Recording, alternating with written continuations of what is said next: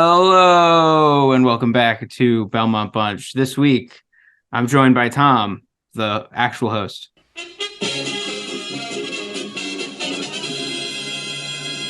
All right, Tom, why don't you talk about the recent games? We have won 3 huge games this week against Detroit on Saturday, Buffalo Sabres on Tuesday, and today we're recording this right after they won the game against the Pittsburgh Penguins. So, Tom, So I'm where do you just want to going to start? blow by the first two games because, look, the advantage of doing it right after this Pittsburgh win is, excitement.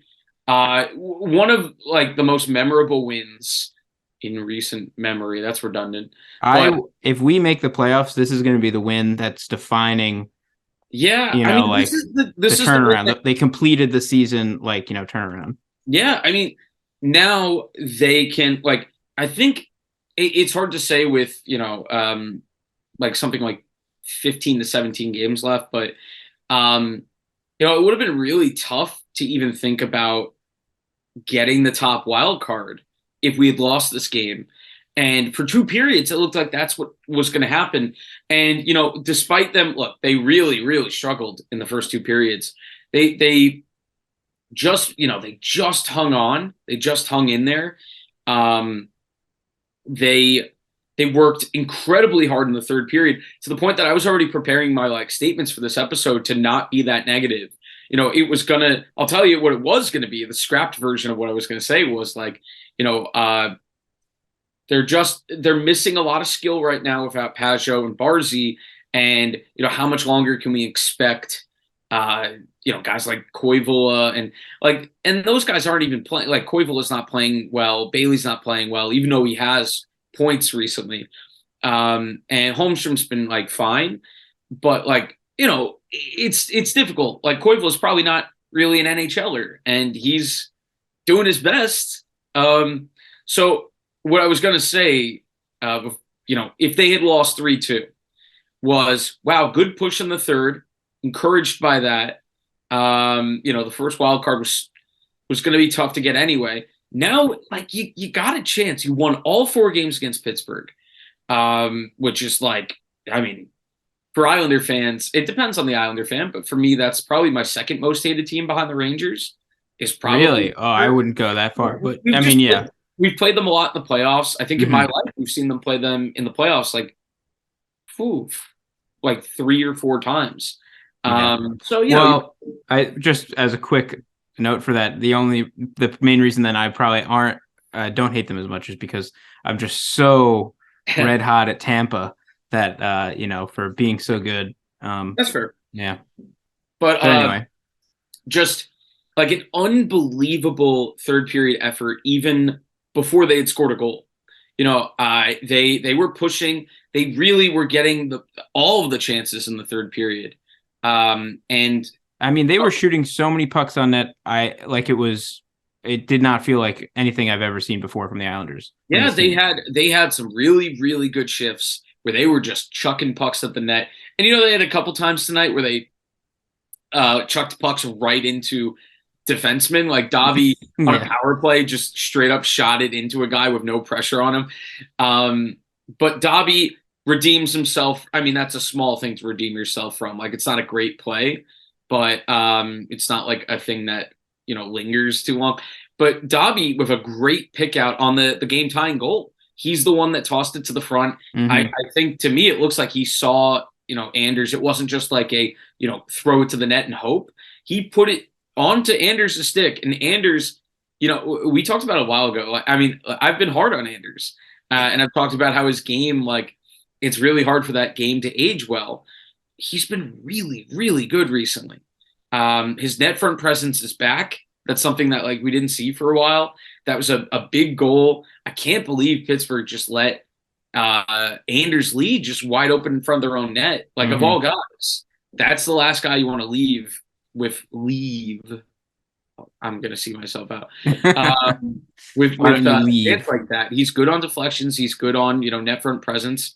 He just got to sit there and do it. Yeah. Um, That but I I wonder if So I always this is just complete speculation, but I always wonder how much like players make a push, like the team makes a push if they do have a big injury, like two big injuries right now, like you said, Peugeot and Barzal, like yeah, like how much they're stepping up, or how, even if it's just a mentality shift, I don't know, but Yeah, I this so team's a problem right now. Like, mhm. I can't believe it, but like, I wouldn't want to play the Islanders in the playoffs right now.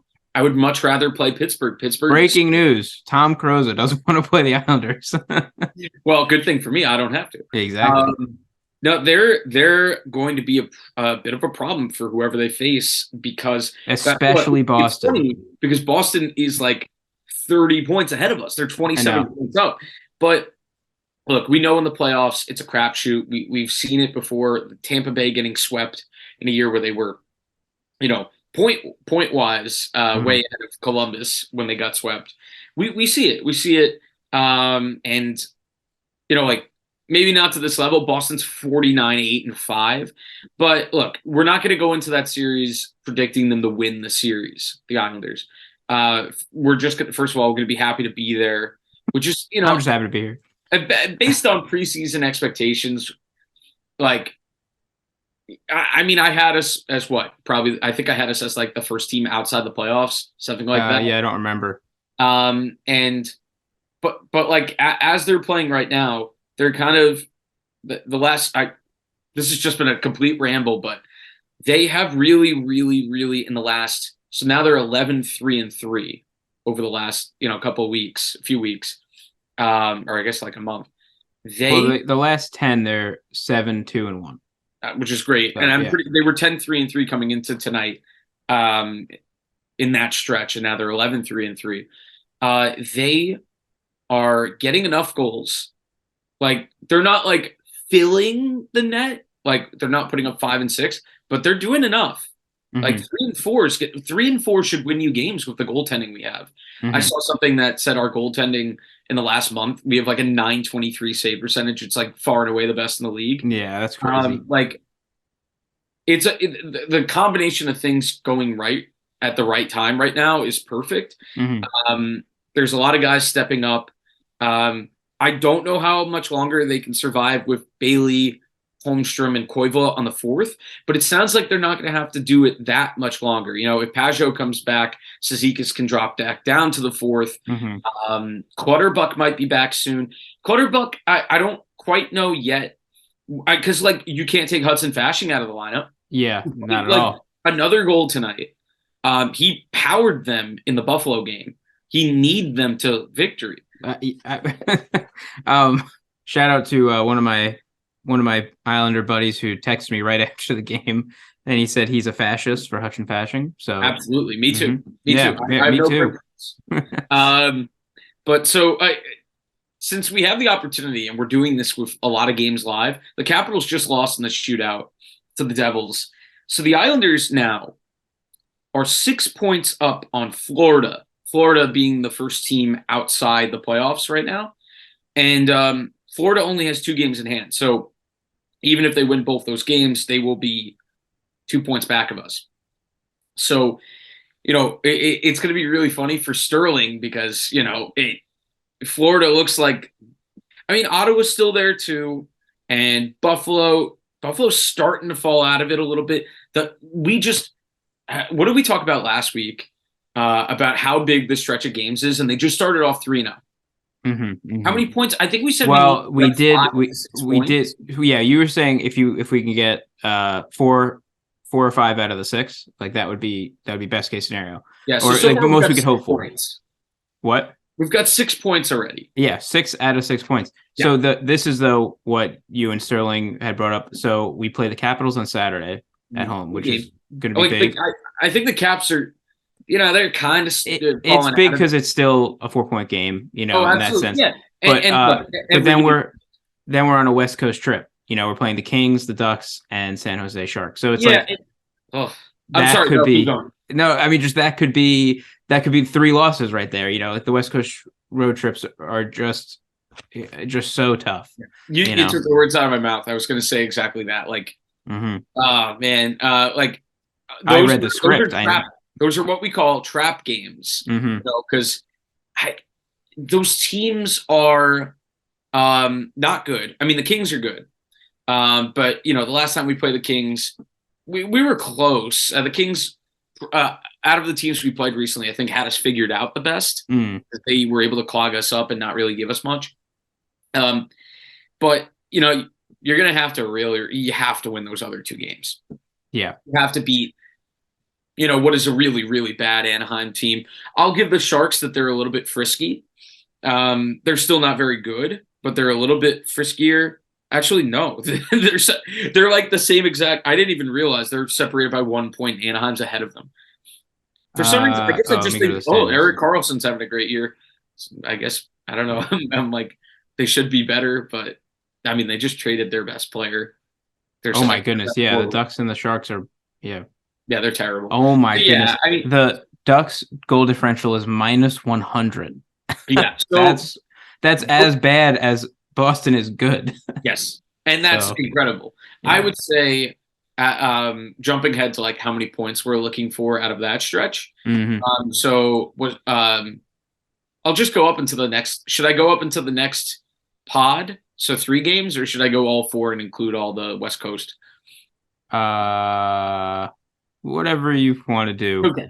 Yeah. I'll just do so for the next 3, which just want to make sure I've got that completely right. So next 3, Washington, LA, Anaheim. And then you got 2 days off, and 2 days off after the Washington game. So this team should be rested. Mm-hmm. What's adding on to how impressive the current stretch is, where we just said this is the biggest week of the season. They've aced it so far. What's really impressive is, they did have 2 days off in between the Detroit and Buffalo games. Mm-hmm. They had a day off in between Buffalo and Pittsburgh. These are high-intensity, big games where teams know their seasons are on the line.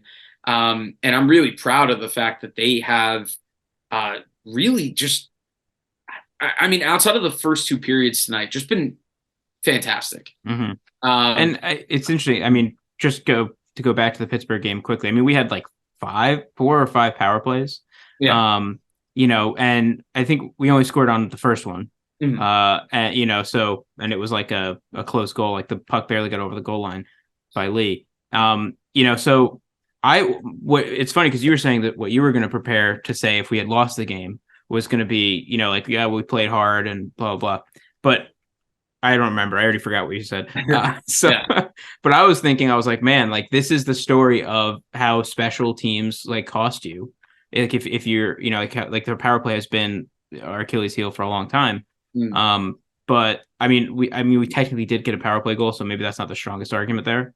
But you get 4 to 5. I should probably find out how many power plays it was. Well, I think for me, I think it was 4. I think it was 4, yeah. Now, but like while the numbers weren't, I mean, like they do get 1, and that's 25% for the night. That's true. It's incredibly small. It's the smallest sample size, pretty much. But I thought the puck movement. I think it's getting there. It's faster. Mm-hmm. I think they needed to like be a little bit more. This is weird. You're going to hear me say this, but a little more hesitant to shoot because they had a couple times tonight where they just like, look, it's not a bad play to put it on the net, but it has to get to the net. And there were a couple times where we shot it right into shin pads. Yeah. But the power play goal that we did get, pretty good one. Puck movement, pretty good. Anders in front, doing his thing. He had a good night. He's been sacrificing the body. Yeah, he's been skating well too, which is something that that's not really a big part of his game, but hey, he's been doing it. Yep. For me tonight, I thought again the defense. So I'm trying to. Is it a little bit of a mirage? This run right now defensively. Offensively, it's been like they've been able to get by, and I don't think it's they're going to get reinforcements soon, so I'm not really that worried. On defense, it's funny.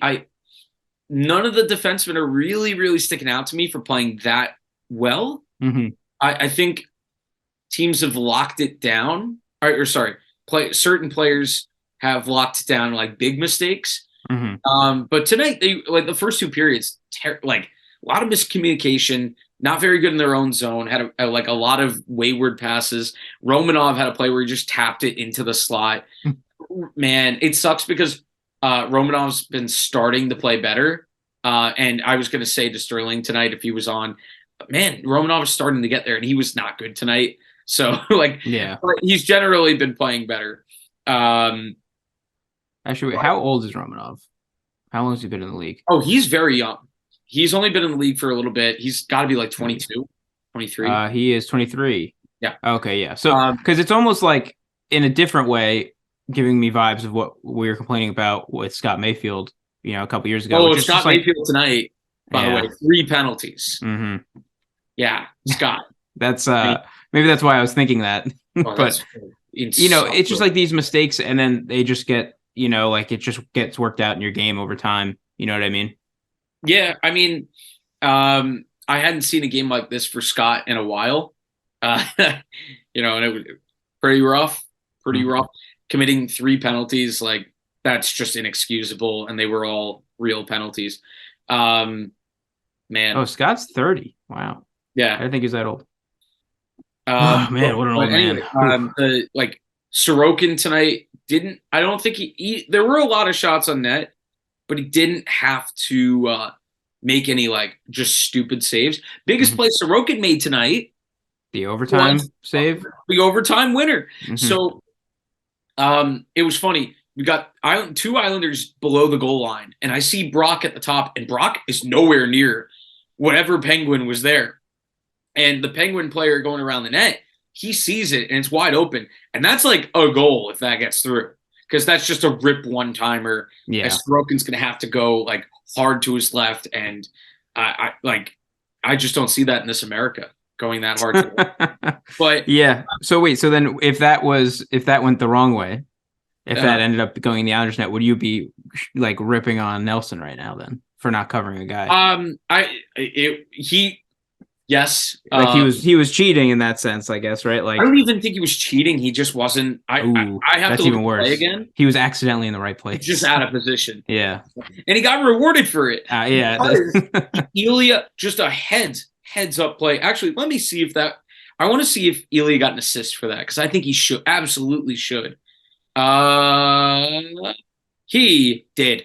Ilya Sorokin got an assist. His first. Yes, yeah, he did. It was because it went right from him to Nelson. Yeah, just such a heads up play. Sorokin's and first for assist old of the year. Islander fans, I'm sure they've seen Billy Smith do similar things with his stick. Yes, yeah. Bush mentioned that. An unbelievable play by Ilya, because I'm certain that's a Pittsburgh goal if that gets through.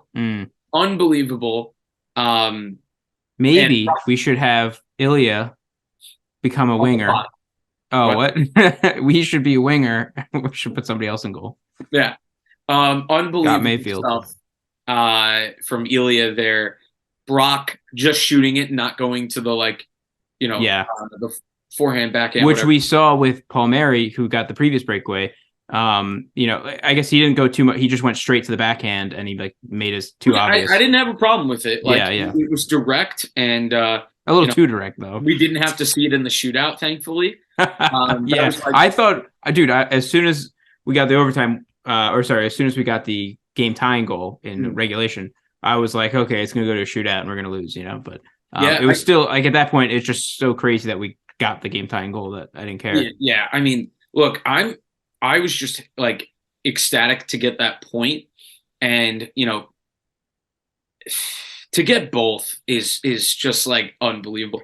But you know chef's what? Kiss. I can say this at least. I just said it was unbelievable, but I didn't give up on this game. I tweeted that they weren't playing well, but the way they've been playing, you just can't count them out. Mm-hmm. And there's something about Tristan Jarry and giving up goals to the Islanders.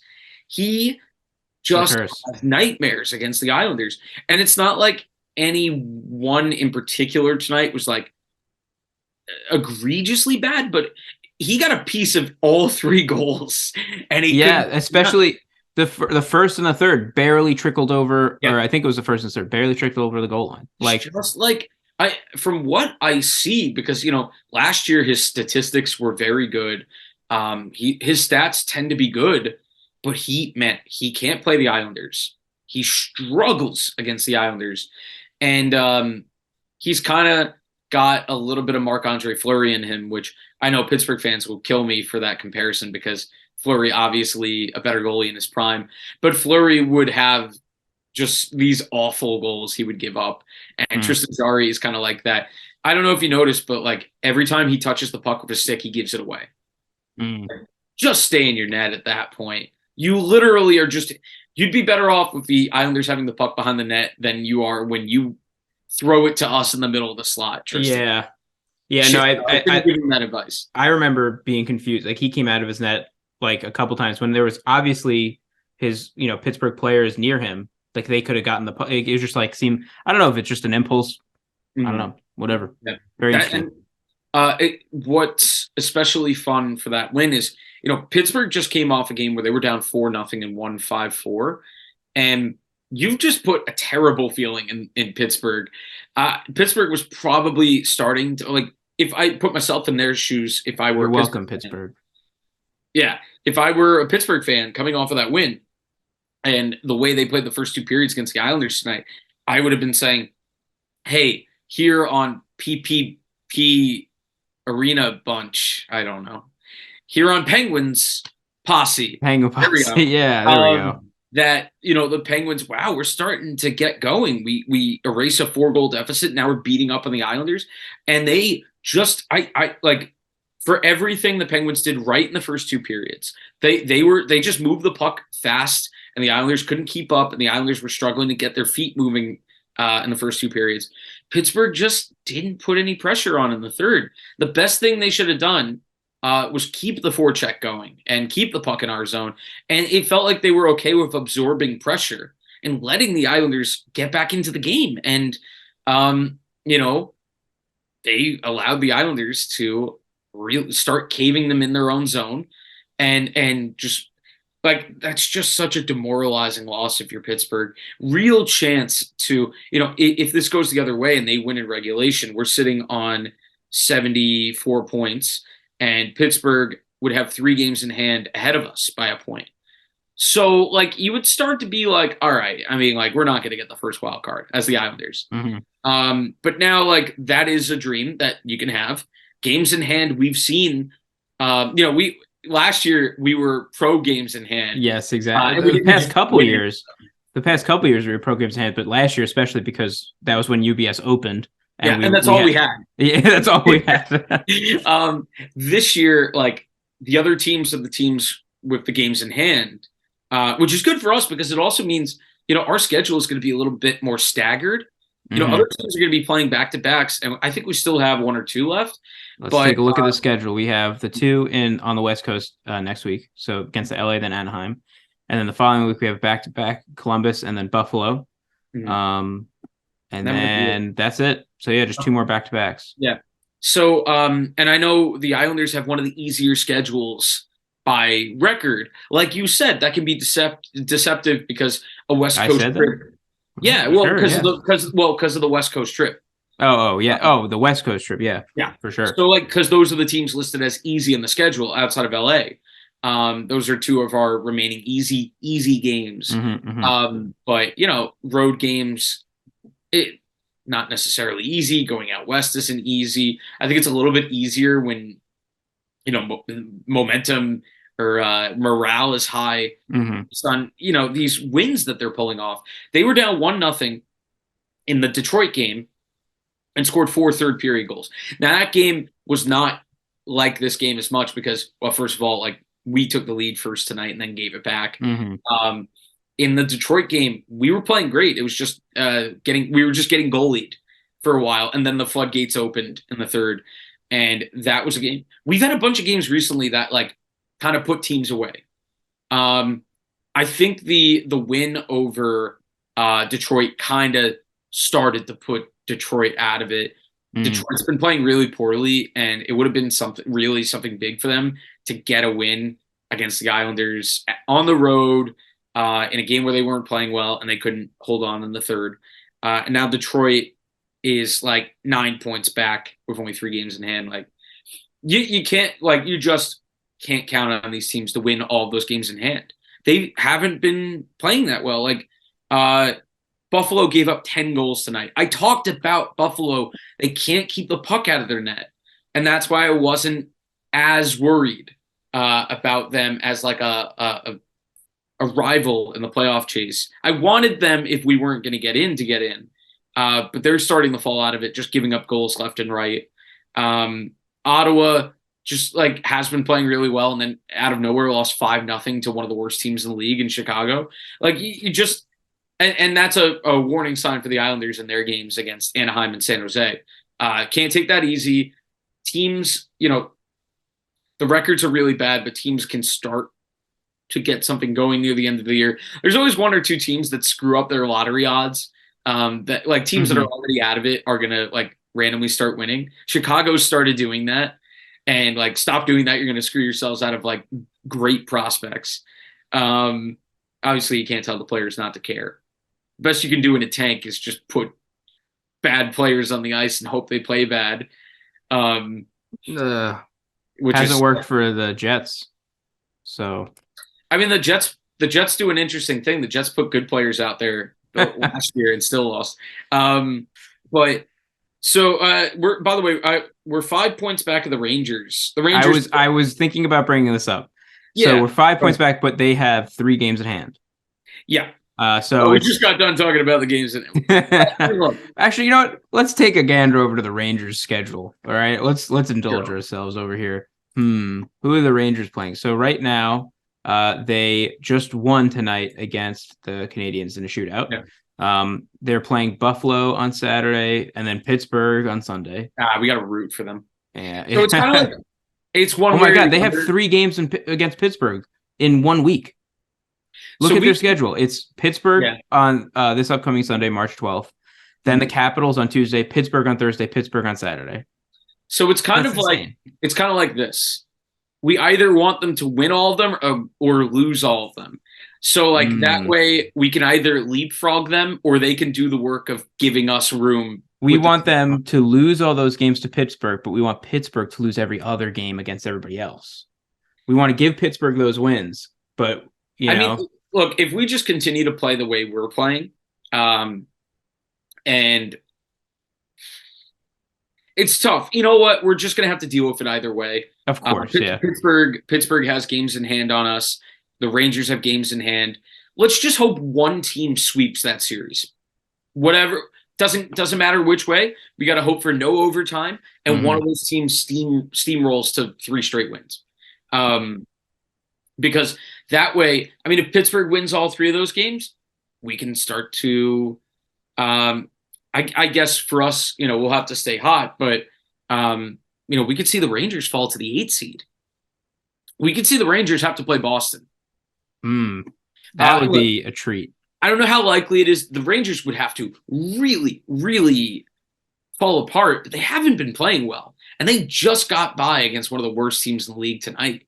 Patrick Kane hasn't really fit too well. He got his first goal tonight, but he's also been responsible for 2 shorthanded goals. It's funny. The Rangers, I don't think they had plans to go out and get him. When they got Tarasenko, it felt like that's okay. So that's who they got instead of Patrick Kane.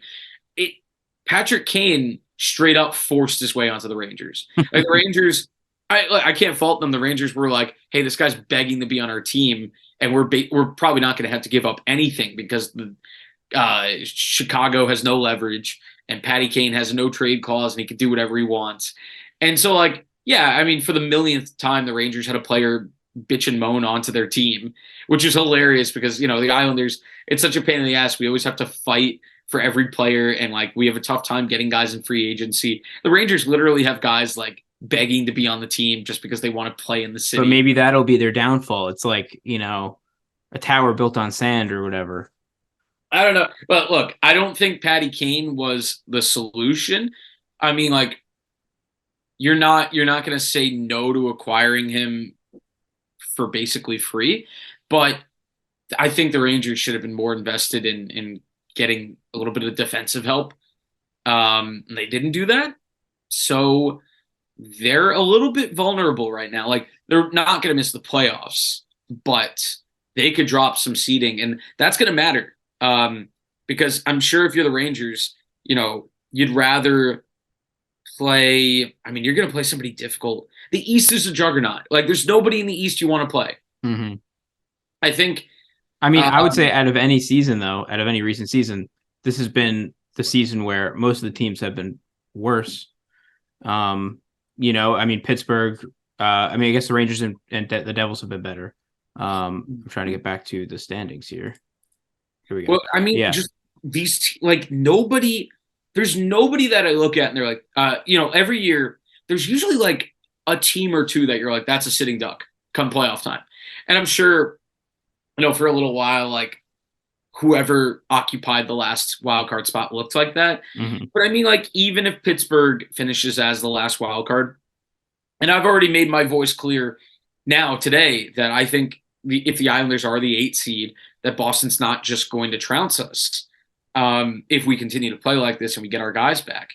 But Pittsburgh, despite the really egregious losses they've had, they have blown like every game to the Islanders this year. And it's really like they've blown a lot of games and a lot of leads. And you wouldn't expect that out of a team made up of a lot of veterans like they are. They're a little bit more top heavy than they've been in a while because their third line is a black hole and their goaltending is not very good. And their defense outside of like, Chris Letang doesn't seem to be very good either. But I even that you like maybe this is stupid. Maybe this is just like looking back at what they've done. Pittsburgh having won like 3 cups in the last, like 15 years. You can't count them out like all the way. So there's no team in the East that's going to be an easy out. Every series is going to be tough, which is actually, it's fun. Like, obviously, you want to keep rooting for us to win and jump up the standings. But, like, how much is it going to matter? Like, all these teams are going to be difficult. I don't think Islander fans should go crazy about who we ended up. I see what you're saying. Get in. Yeah, like taking that approach that, like, I feel like we've talked about how Tampa Bay the last two years probably took this approach where they're like, just get into the playoffs. Like, they know they're going to dominate once they're in the playoffs. So, I don't know if the Islanders can sit back and take it that easy, but yeah, focus on getting in. And then it's kind of like, who knows what will happen in the playoffs. This year, especially because every team's so good. And it's just nice that you really, I don't think we're going to see a scenario this year where, because sometimes you see teams kind of tank games at the end of the year. I can recall years ago when the Islanders played the Panthers, right, in the first round. I think it was 15-16. It was the series where the Islanders won their first playoff series in 23 years. I was at college. It was so much fun. But the Islanders had a chance to play Pittsburgh if they had won their last game, and the Islanders like rested everyone and like lost, and they were like, "Oh no, the Rangers have to play Pittsburgh, and we have to play the Panthers." And by the standings, the Panthers were the better team because the Panthers, I think, won their division. But everybody knew it was like, I don't want to play Pittsburgh. And the Islanders, it worked. We beat Florida, and the Rangers lost to Pittsburgh, so it worked out perfectly for us. I don't think you're going to see a scenario like that this year because, I mean, we've already had some teams kind of self-select out of the playoff picture. Washington was like, I don't want any part of Boston. Let's sell off. Detroit sold off. Buffalo stood pat. Ottawa added. It's funny because Washington just passed Ottawa and Buffalo and Detroit while they're tanking. Not even tanking. Like, they made a hockey trade with the Sandin trade. I don't know. It's very interesting times because this wasn't a typical deadline where teams just like give up if they're like falling out of it. It feels like even the teams that were kind of falling out of it, like, they were okay. By the way, Ottawa just went up 2-0 on the Kraken in the first 10 minutes, so that's not great for us. But like, teams were making moves for the future and adding players even if they aren't in a playoff spot. Like, even though the Capitals sold off, they still got Rasmus Sandin back, and that's a guy they can build with. And who's another team that did that? Ottawa got Chikrin. Like, they didn't really sell off though. Detroit sold off. I I don't know. Maybe I'm just talking about Washington. Washington took a really interesting approach to the deadline that I think was really good in the long term for them, and not good for the short term in terms of like they kind of were like we're okay with not making the playoffs, but they Yeah, I did. mean, I guess if you need a season to retool, I guess they were thinking You know this what? is it. It's possible their GM just saw and people. Mhm. I think it was the Steve Dangle podcast. It's 3-0 Ottawa. Oh my God. Oh my God. Steve Dangle podcast talked about today, like, um, like I wonder how many teams just don't want to play Boston and were content to miss the playoffs because they're like, that's all right. And oh, sorry, what I was going to say is, in Detroit's situation in particular, Detroit had two big games, right? Before they had started completely falling apart, and Detroit had two games against Ottawa, and they lost the first one like 6-1. And game two, it was a back-to-back against the same team, and you're both in the playoff hunt. And game two, it's like, all right, we got to show something tonight. We got blown out. And they lost like 6-1 again, something like that, 6-1, Yeah, 6-2. yeah. Yeah, and Detroit's GM Steve Yzerman, being a Stanley Cup winner, being like an all timer, like needed very little to see. Wow, this team isn't cut out for it this year. Like 2 games, he was probably like, and it was right before the deadline. So Yeah, I see it right here. So it was the end of February. Nothing. The last 2 days of February, they played Ottawa. Yeah, so the first game, Ottawa won 6-2, and the second game, Ottawa won 6-1. So yeah, so yeah. that's good for Detroit because like they got to see right before the deadline. They're like, are we good? Nope. All right, let's go. The Islanders didn't put themselves in a weird spot because now I still going out and getting Horvat very early probably saved their season. I would agree. Yep. If you have no Horvat and Barzy gets hurt and Pajot gets hurt, you tank. Yeah, absolutely. There's just You can sell off the deadline. You can't operate a team with that little talent. Yeah. And look, Lou was stubborn, but I think at that point he'd be like, all right, that's it. We're selling. You could Mayfield and we're trading Barley at that point. You could hope for. I mean, if you didn't want to sell, you could hope for something along the lines of like if they were maybe the bottom wild card seed or something like that. If that would be a long shot, but then it's like, okay, get some playoff experience, especially for a lot of the young guys. Something along those lines. That would be like the best you could possibly hope for. But I mean, that would be a long shot. It would have been a much different, like if they were just limping and like only in a playoff spot because everybody else was losing and you had Boston on the horizon. That's true. I think I would still sell. Really? Yeah, honestly. And I think that's what other teams did. The Islanders got hot when they did and put themselves in a spot where it was like, well, we can't really sell because we're really in this. Mm-hmm. And I think also no other team has Ilya Sorokin. Like, look at the teams in the playoff mix that aren't us. And I take our goaltending over all of them. Pittsburgh, Jari, don't trust. Florida, Bobrovsky, don't trust. Washington, Darcy Kemper, pretty decent. Ottawa, don't trust. Buffalo, absolutely do not trust. Detroit, not great. Look, if there's any team that I think Boston doesn't want to play in the first round, I think now it's the Islanders. Because if the Islanders are playing the style that they played under Barry, which seems to be the case, and they're getting the goaltending that they're getting, which is the best in the league at the moment, like over a certain time span. For the year, it's Boston. But the Islanders are probably like top 2 or 3. I would not want to play this Boston's on a 10-game winning streak. Yeah. No, they're doing everything right. I think they lost tonight, though. They did. They lost to the Oilers. Yeah, they were up 2-0. They blew that game. But yeah, that's an update. All right, I need to reload this page. But there they go. Yeah, with 1-game losing streak. It's a shame that Ottawa's up 3-0 on the Kraken on the road. That sucks. But hey, we did our job. This team is doing its job. Everyone, not everyone. Josh Bailey's not playing. Josh Bailey had a play tonight where he entered the zone and ran into his own guy, and they lost it going the other way.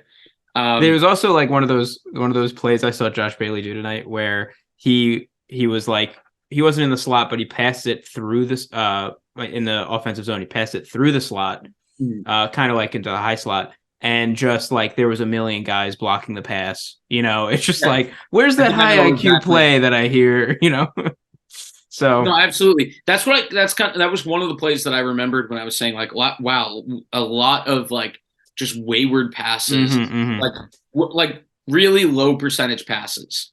Yeah. Um, and it's funny. In the Buffalo game when Bailey scored the go ahead goal, I was a madman. I'm just picture this. So my roommate's The away. cognitive dissonance. You're like, but wait, Bailey's bad. My roommate is away, and she took both her cats. So it is an empty apartment. I am watching that game on my TV. Most of the games these days, since I don't have cable, I watch on my phone on MSG Go. Yeah. Um, and so I'm watching it on the TV. The ESPN coverage is terrible. They keep making fun of the Islanders, even though they're playing great. Good stuff. Good job, ESPN. You guys suck. Um, Yeah, and you're almost as bad as us, ESPN. yeah, Jeez. and I see Josh Bailey score the go-ahead goal in a big game, and I just start laughing maniacally with no one else here. It was, and also it looks like a cult because it's all Islander jerseys hung up, except the Buffalo one. Yeah. In an abandoned So house. just like I just had to appreciate how silly it was in the moment that you know that's the funny thing about Josh Bailey. I always say this with my brother. Um, he will play like a million consecutive terrible games, and then score like a really big goal. Mhm. Yeah. And it's just inexplicable. It just happens. I was watching highlights of the last playoff run we had, um, and he scored a big. Well, obviously, he scored the goal in Game 5 against Pittsburgh to put us on the brink of winning the series. But he also had like a big goal against Tampa where he just sniped it. Josh Bailey is a funny guy because I don't think he has the legs to play in the NHL anymore, but he still occasionally he's got heart. I can't take away that he cares. And occasionally he scores a big goal and I can't help but like just laugh. Just get a good laugh in.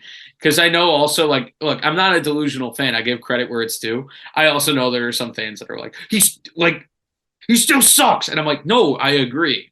But just ease up for a second. Yeah. And how much fun is it that this guy is scoring a big goal in a big game?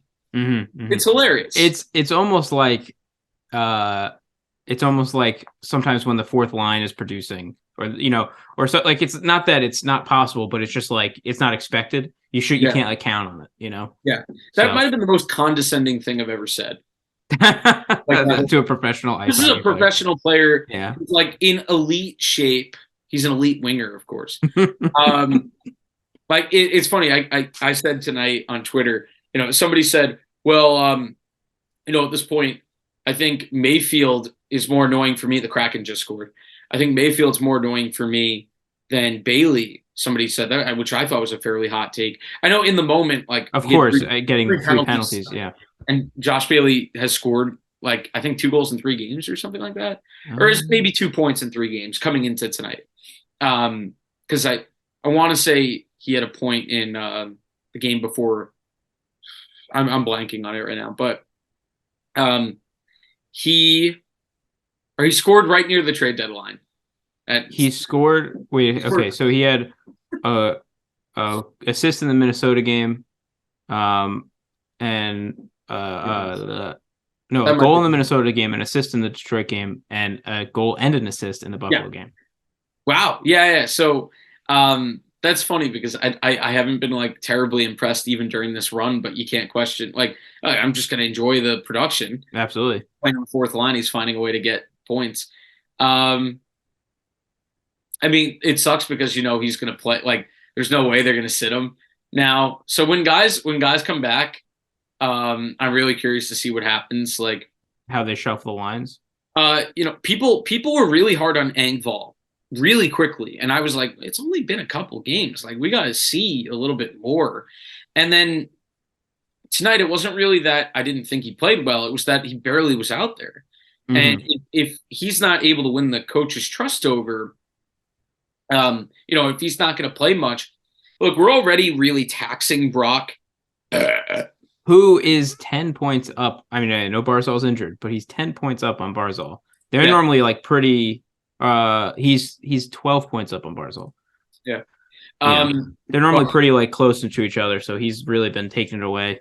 He's been on such a tear. but you blew my train of So thought. you were saying we can't keep on taxing Brock. Brock and Bo. They've been playing a lot. Beauvillier. Oh, No, sorry. I literally saw number 18 tonight, who is Engel. yeah, Engvall, and I was just like it took Yeah, me a second. I was like, yeah, what is Bo doing? yeah. But they like that was a thought of mine during the game was like when we were really struggling through the first two periods, and Brock's line had a really tough start to the game. They were getting caved in their own zone, and I was thinking like, man, I hope this isn't like us like overtaxing those top two centers because right now it's getting thin with the guys that we have out. But those guys got it going again. We still really need Barzy and Pajot back. But like skill wise, there's a big difference between Otto Koivula and Simon Holmstrom and JG Pajot. And obviously adding Barzy makes you more dynamic on the power play. I think that's where you'll see That makes sense. And I wonder if they were because like we were saying, they're shooting so many pucks on net. I don't know. That could have just been the strategy being like without Barzy on the special teams. But also, as a side note, it was after they called the timeout. I think there was 5 minutes left, or I don't remember. But it was a relatively early timeout, maybe even 10 minutes left in the third. At the end of the timeout, you just see Lane Lambert going one time, like like you, and then like I forget who it was, but then somebody sets up. It was like Palmieri or somebody for like a one timer, and it didn't go in. But I gotta give credit. That's a good point. Good point out. That timeout was, I think, halfway through our last power play. And though they did not score on that power play, that really, I think it gave them a second to reset. I think it was a really good timeout call. It kind of evened out what was earlier in the game, the third Pittsburgh goal. Was unfortunate because the puck might have gone out of play, which you can challenge, and Lane didn't. And that's not a good look for Lane or the video coach, who actually takes more blame for that. But the Islanders almost got distracted by the fact that there were two different things that they might have wanted to challenge there, but only one of them they actually could. Right, yeah, with the hand deflection. Yeah, they couldn't challenge that. And it's so funny. I wanted to complain about that, but like I really thought the Fasching goal in the Buffalo game shouldn't have counted. So it was kind of like evened out, I guess, by that. But there was another way that the Islanders could have challenged and gotten that goal disallowed without the hand part. And the hand part would have had to come from the league, is what the Islanders broadcast was saying. And for that, I'd be annoyed at Toronto because to me, it didn't look incidental. It looked like he literally was slapping the puck down. But I'm sure Buffalo fans were saying that about the knee. And I don't blame Buffalo fans for being annoyed. I think that's the league the league is just not clear. It's our version, everyone says, it's our version of what, in football when it's like, well, was that really a catch? Did he survive the ground? And there's just, look, you're allowed to angle your skate, but you can't kick. The kicking motion, like, it's so subjective, unfortunately. Yeah, like exactly. Like, how much do you have to move your leg or your foot before it's a kick? I do think that so I don't think he was trying to knee it in. I think he was trying to get his body in front of it, knock it down, and swipe it in with a stick. But he like it moved towards the net. It was like an incidental kick, but they still could have called it no goal. And but at the same time, Buffalo fans that were complaining, the Islanders were caving in the Sabres in that game. The Islanders deserved to win that game. We were out shooting them by like double. We were like the Sabres barely got anything going past like the second period. So yeah, I don't have too much sympathy. I mean, I have sympathy for the call. I don't have much sympathy for them losing because I just didn't think the Sabres played well in a really big game. And that's a really young team. So like they'll get there. They will get there if their goaltending isn't a 41-year-old and like a 20-year-old. Like there's no in between. It's either it's a guy that's too experienced and is cooked, or this guy that doesn't have enough experience. His name's Ukko-Pekka. Damn it, Luukkonen. Luukkonen. Yeah. Ukko-Pekka Luukkonen. Got it. All right. I'm usually better with that. I know, yeah, probably because the NHL video games. But Yeah. anyway, okay, so to wrap it up, let's just say we talked about the upcoming schedule a bit. They have the West Coast games coming up. Any thoughts about those or any thoughts about the standings? Where does last week you said you were at a 50-50, your view was 50-50 chance Islanders make it into the playoffs. Has that shifted? Yes. It has. 100%. 100% in. I'm gonna say it's definitely. I don't know if I want to go as high as 60, but 69 maybe percent. So I don't know if I want to go as high as 60, but I will go to 69. No, look, what more can you ask? They beat 3 straight teams that they had to. Only one of those even went to overtime, and I don't think we're complaining about going to overtime tonight. Not at all. Man, I'm just very impressed. I'm very, very, very impressed. And I very quickly, this is something I want to talk about more with Sterling next week and talk more in depth, but I also don't want to take too much more time because I've been all over the place tonight. But this is the apology tour. This is the Tom apology tour. Wow. Oh my. I was never thought I'd see the day. Look, there's hubris in watching as much hockey as I do because you start to really think you know better than the people in it. And I try not to do that. But outside of tonight, even though I said Romanov tonight, I wasn't very impressed by tonight. It has been better. Definitely has been better. He's had some big hits recently. Hasn't had as many brain farts. He's a young guy, and he has plenty of time to become a very good player. So I pulled the trigger too fast on that. Lane as a rookie head coach, I think part of that is we were in a weird spot to start the year where very in between, this team could be great or it could be terrible, and how much talent is here, whatever. I have to give him credit. This team's decimated with injuries, and they've played well. And you got to give the coach credit that the guys look engaged. They look the most engaged during the most important stretch of the year, and that you have to give credit to the coach. That has been one of your bigger sticking points in past seasons, especially later down the stretch. So for the past, even the 2 seasons that we made it to the conference final, we were close to not making it into the playoffs. Both seasons. Very different situation. But you were that was your biggest sticking point, was we didn't look engaged. I think it's for different reasons. So I think in the Trotz years, the 2 playoff ones. Let's say the 2 playoff years.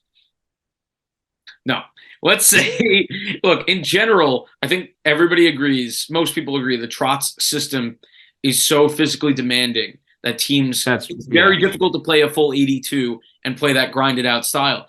It might actually help that the Islanders did not play defense for the first 40 games of the year. Yeah. Now they don't look as physically taxed as I thought they would.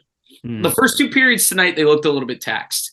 But I think that was actually more so Pittsburgh has more talent at the moment with Barzy and Pajot out, and the Islanders have to grind out. But the Islanders, because they weren't grinding out the whole year, they were getting enough points to stay in it. You might argue that this has worked out better. It's almost like they're getting into playoff shape now rather than starting that in the beginning of the year, Yeah, honestly, yeah. Last year. I'm going to jinx it. I'm not going to say anything. Never mind. Anyway. Okay. But no. I think that's right. I think it's funny because it's not like you're going to go into a season and be like, let's play bad. Of course, yeah. Let's start off bad. Let's dig ourselves a hole. I think it was more so, definitely Lane as a rookie head coach figuring things out, right? And also, I think eventually, because of the personnel we have to ice right now, I think we have gone back into that defensive shell Um, but now you've got like guys like Horvat and Brock's been look. Brock's been great the last few years, but for some reason I've been even more impressed with Brock this year. Maybe it's because like he's had to shoulder more of the load with Barzy hurt, and he's continued to do it. But also, like Hudson Fashing, what a find. This guy has like 2 games in a row. The Buffalo game and this game. I mean, he won them the Buffalo game. Him and Cizikas. Guys have stepped. That's another one. Cizikas has been playing great. And just I don't know, like the team is just picking the exact right time to play its best hockey. If they beat Washington in regulation, man, I'm going to be over the moon. Because it's funny. I talked so much about, they might be falling out of it. And they're still, like they're 1 point behind Florida. That's it. Like they're in it. Even though they sold off at the deadline a lot, they're still in it. So if the Islanders finish that 5-game stretch and they lose one total game, what was the one other game outside of the Capital game? So the Capitals. Wait, what you mean the upcoming games? No, the stretch was Detroit, Buffalo, Pittsburgh, Washington. Mm-hmm. And that was the like, oh boy, that's our season. Yeah. And already it's a win. Mm-hmm. Man, if they beat Washington, that's just like my God. Right. Stay tuned next time for what a segue. When we reveal if the Islanders won that game in 1 week from now. We said this was going to be a short one. And it ends up being an hour anyway. Yeah, never is a short one. No, it never is. Well, it always makes me wonder if we didn't say that, would we have just kept on going? For like 2 hours. So I don't know. I think leave what you think in the comments down below. Thank you very much for watching. Yeah, it's enjoy the rest of the Islanders. Enjoy the Capitals game and the West Coast trip. We'll see you next time. Sweeping Pittsburgh. That's true. 4 out of 4 games won. All right. And another thing. Bye.